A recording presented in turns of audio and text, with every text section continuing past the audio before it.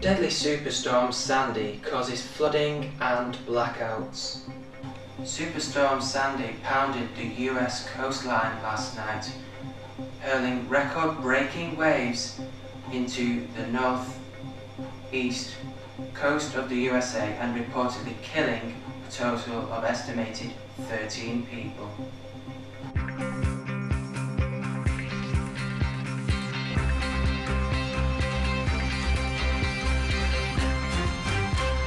Also on the programme, do breast cancer screenings help or hinder women?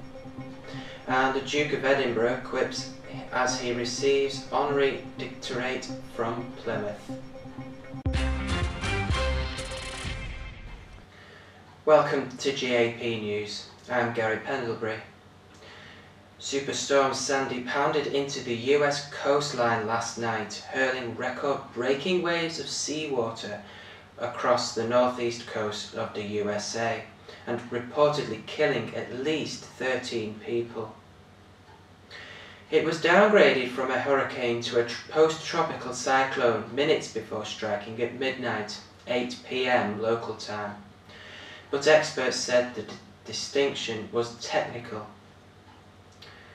Wind speeds were still hurricane force, and forecasters said it remained a grave danger to the 50 million people in its path. Mayor of New York Mike Bloomberg said the storm was as bad as predicted.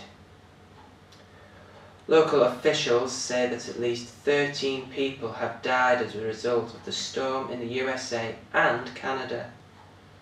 The so-called Franklin storm lived up to its name, causing severe flooding in Connecticut, New Jersey, New York and elsewhere, and leaving a trail of destroyed trees, buildings and electricity poles in its wake.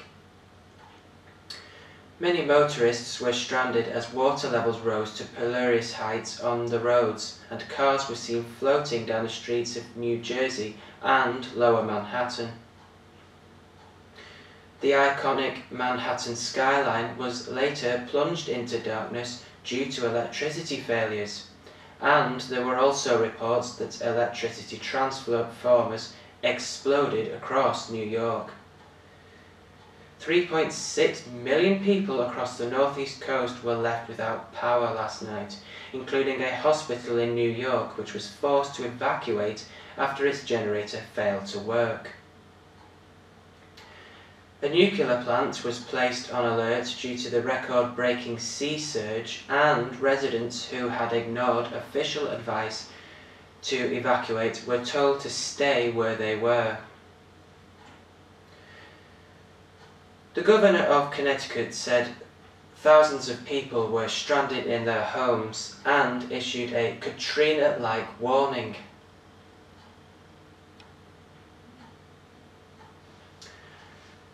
For years now, a deep disagreement has fractured the community of scientists and doctors that treat women with breast cancer. One side argues that screening detects breast cancer earlier than it would otherwise show up and therefore save lives. The other side disputes the figures behind that claim and make another telling point. Screening shows up a lot of breast cancers that are too small or too slow growing ever to produce any symptoms or bother the patient. It's called over-diagnosis. But doctors can't tell the difference between these cancers and others that might kill. So they all get treated. That means many women who would otherwise lead lives untroubled by breast cancer are treated unnecessarily, and that causes them psychological and physical side effects. The new report is from an independent group of experts who have not been involved in this, sometimes acrimonious debate. It was set up by Professor Mike Richards, the NHS Cancer Czar, and Harpal Kumar, the boss of Cancer Research UK. They hoped it would settle the issue once and for all. After fighting through a thicket of conflicting evidence and statistics, this panel has come up with some answers. To me, they all look well judged and well framed. They say screening does save lives, 1,300 a year, but it also produces 4,000 cases of overdiagnostics a year too. They think that screening should continue, but no scientific review, however good, can balance those two factors and provide a hard and fast answer to the question, should I go for screening? That's a question only the individual woman can answer, but they should, the review concludes, be given a better information about the risks and benefits of screening, so the decisions can be made on a proper foundation of knowledge. Still to come on GAP News.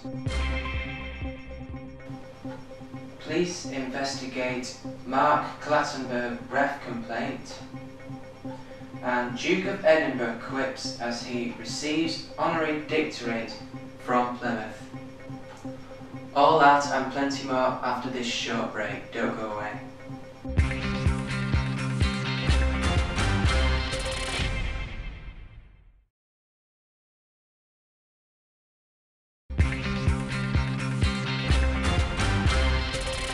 Millions of customers across the UK are able to connect to superfast 4G products from this morning. EE Network has launched its 4G network in 10 cities across the UK.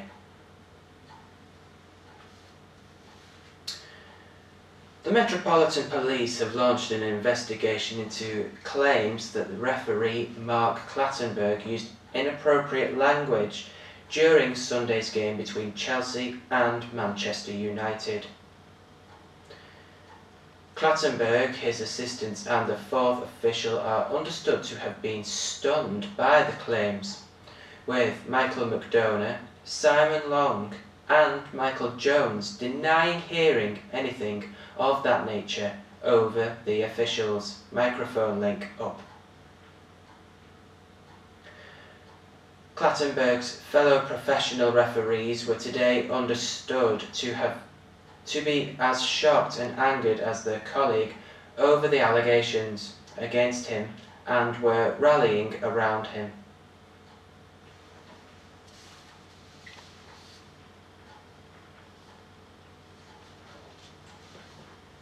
Finally, the Duke of Edinburgh has received an honorary doctorate of marine science from Plymouth University in recognition of his decorated career in the Royal Navy.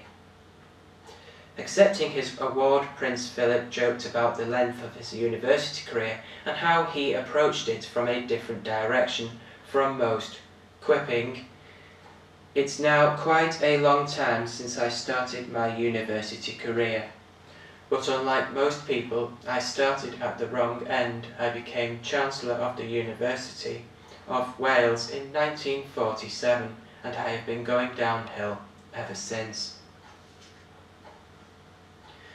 The Duke also publicly unveiled the university's £19 million marine building, which contains state-of-the-art equipment used to train the next generation of mariners.